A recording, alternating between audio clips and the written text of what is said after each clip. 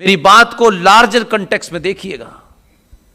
इसलिए मेरे फोकस में राष्ट्र इसलिए है कि जिस दिन भारत राष्ट्र के 95 करोड़ सनातनी अपनी सामूहिक शक्ति को समझ जाएंगे, सत्ता आपकी चौखट पे नाक रगड़ के पूछेगी, बताओ क्या करना है।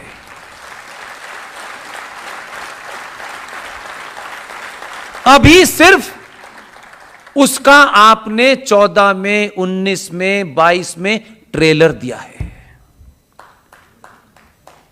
यह शुरुआत है, इसलिए सब कुछ बहुत आइडियल नहीं है, लेकिन क्रांतियां, रेवोल्यूशन इसी तरह से होते हैं और एक अंजाम पे पहुंचते हैं।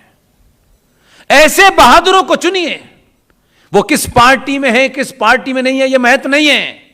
बहादुर को चुनिए, बहादुर को, जो समय के सामने जो चुनौतियां हैं, उन चुनौतियों का जवाब दे सके। और उसका जवाब देने का तरीका ऐसा ही है कि उसने कुछ किया नहीं है। भारत की संसद में 370 पे जब बहस हो रही थी तो आप लोगों ने बहस सुनी नहीं।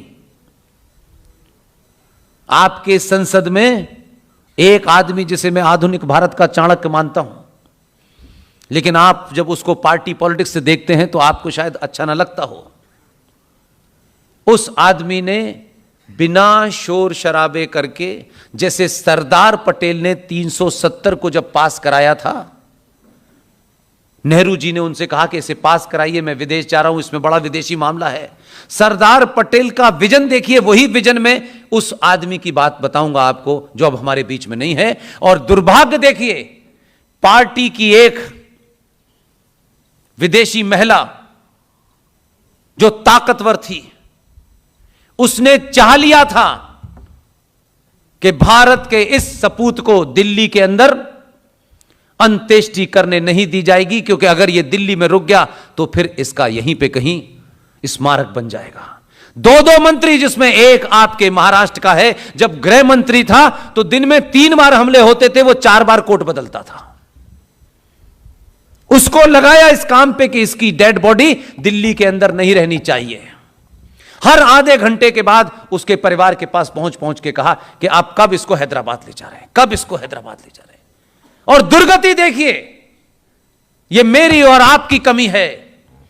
उस प्रधानमंत्री के खिलाफ इतना षड्यंत्र किया कि जब उनको मुआखनी दी गई, इतना टाइट हालात कर दिए कि उनकी पूरी बॉडी उस अग्नि में भस्म नहीं हुई, और उससे पहले उनकी बॉडी को कुत्तों ने खाया। हम नहीं जानना चाहते। मुझे जब जब यह ख्याल आता है बड़ा गिल्ट होता है, बहुत तकलीफ होती है। उस आदमी का नाम था पीवी नरसिम्हा राव। उस पीवी नरसिम्हा राव ने कितना बड़ा काम किया। जो काम सरदार पटेल ने किया था वही नरसिम्हा राव करके गए। आपकी आंख उधर नहीं जाती, मेरी आंख उधर ही जाती है। सरदार पटेल के किस्से को बता करके मैं बात समाप्त कर देता हूं।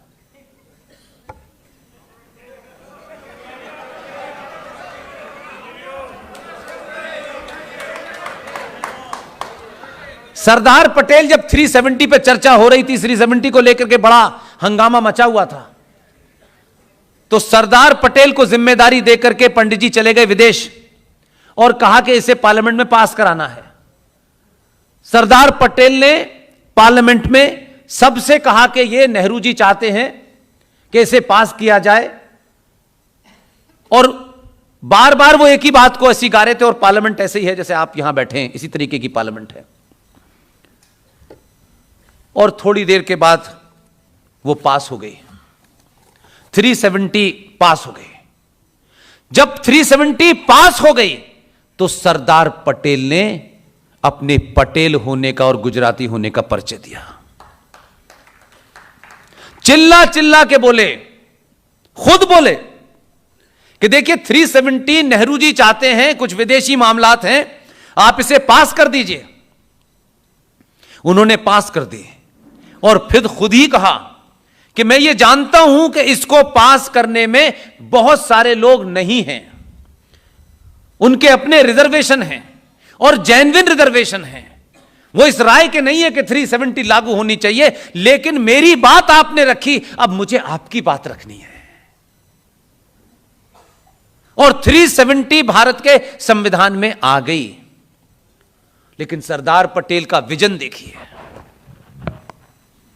उसी सरदार पटेल ने उसी विजन के साथ बार बार जब यह कहा कि बहुत सारे लोग इस बात से नाराज हैं, बहुत सारे लोग इसमें एक राय नहीं है कि 370 को लागू करना चाहिए, उनकी नाराजगी भी इसमें दर्ज होनी चाहिए। और नाराजगी को दर्ज करने का क्या तरीका नायाब निकाला कि धारा 370 पास हो गई, लिख दिया, लेकिन उसी के नीचे लिख दिया इट इज टेम्परेरी।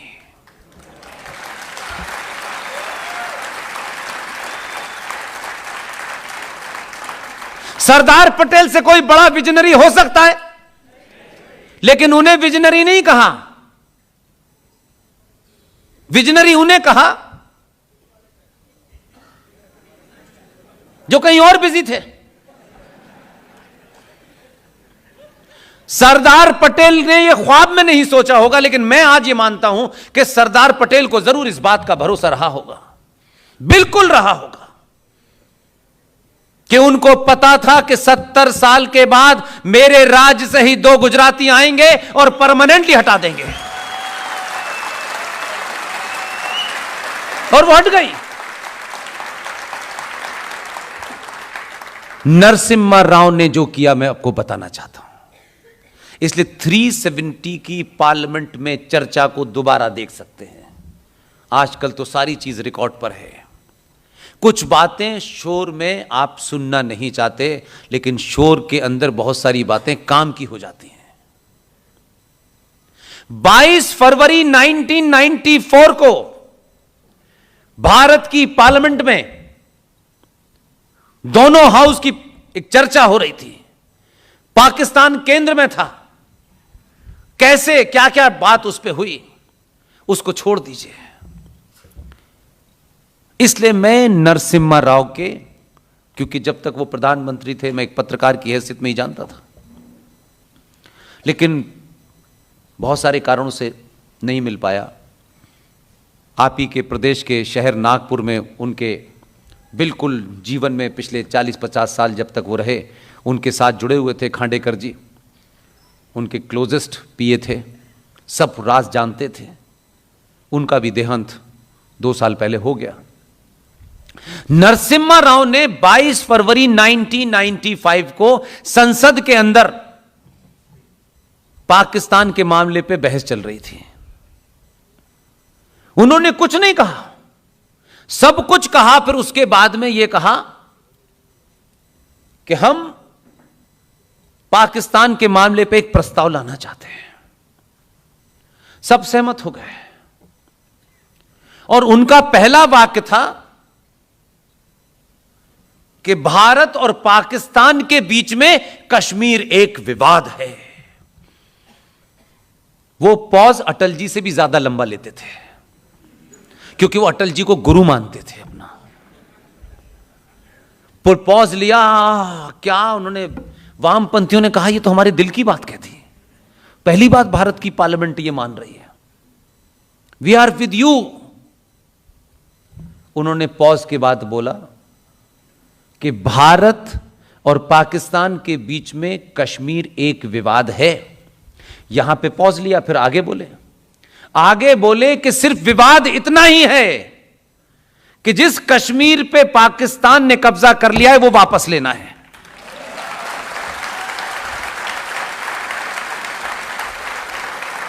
यह भारत की पार्लियामेंट में 22 फरवरी 1994 को प्रस्ताव पारित हो गया है। और पार्लियामेंट में जब कोई प्रस्ताव पारित होता है तो वो पार्टी सरकार का मुद्दा नहीं होता, वो संसद की प्रॉपर्टी होता है। उसके ऊपर कभी ना कभी संसद को एक्शन लेना होता है। लोग भूल गए 370 पे जब चर्चा हो रही थी, जो 2019 में भेजा था, उसे यह काम सौंपा गया और वो अपने अंदाज में, जिस अंदाज के वो हैं दूसरे वाले, उन्होंने उस पर चर्चा की। चर्चा करते कहते आपने पीछे से एक सुर नहीं सुना। उस पे जब कांग्रेसी बहुत सारी बड़ी बड़ी बातें कर रहे थे और ये कह रहे थे कि 370 हटेगी और ये होगा और ये होगा ये होगा, तो उन्होंने कहा, एक पीछे से एक मंत्री उठे जो प्रधानमंत्री कार्यालय में हैं, कश्मीर के हैं, उन्होंने उठ करके अपने एजेंडे को आगे कर दिया और उस एजेंडे में उन्होंने ये कहा कि कांग्रेस पार्टी ने ही ये प्रस्ताव पारित किया है कि जो कश्मीर पाकिस्तान के कब्जे में है वो लेना है और हम उसी की तैयारी कर रहे हैं। लोग सुन के खामोश हो गए, लोगों को भूल गए। ये संसद में बोले हुए शब्द हैं, किसी पब्लिक स्पीच में नहीं कहे। जो स्थिति पड़ोस में हो रही है 24 तक हम वहीं बढ़ रहे हैं। बहुत बहुत धन्यवाद, थैंक यू वेरी मच।